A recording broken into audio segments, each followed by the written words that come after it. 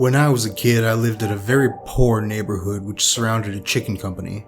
It's a small town, and the company basically built up the neighborhood for the workers to live in nearby. Most of them were Lebanese and Syrian immigrants, fact I only came to know recently.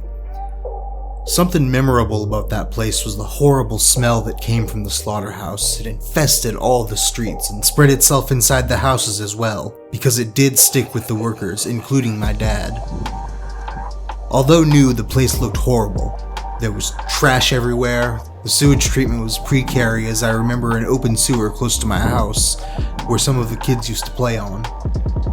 One of the pleasant things I remember from this period of my life was the travels I'd have with my father. He worked as a truck driver for the company, taking the chicken from the aviary to the slaughterhouse. At the end of the traveling, he would usually stop at our house and leave me there, and then we would dispatch the chicken at the company.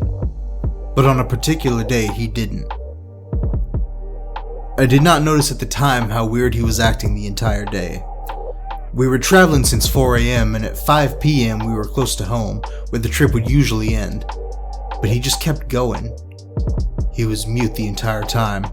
I was excited, as I did always want to go inside that enormous yellow building that the adults regarded as of such importance.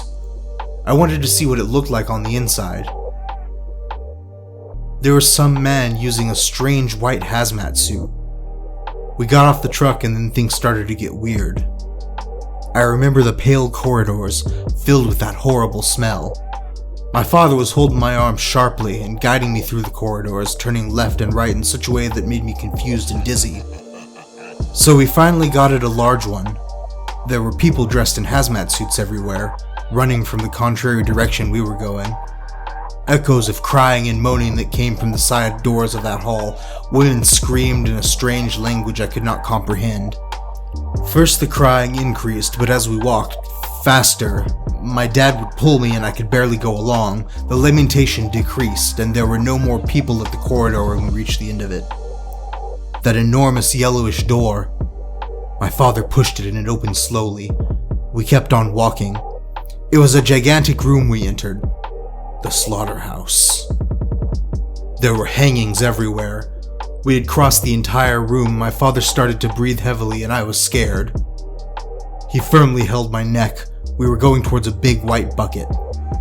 The smell was indescribable. I got sick the second I inhaled it and had to stop to puke. But my father didn't let me stop.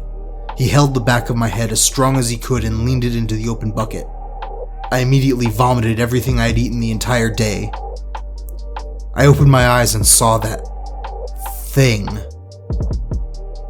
The details of what I saw there have long been erased from my memory, but I recall an agglomerate of a gruesome gray being, with maggots making it pulse in a kind of grotesque symphony. That black goop, the little eyes moving over it, slipping as the thing danced. That is all I remember.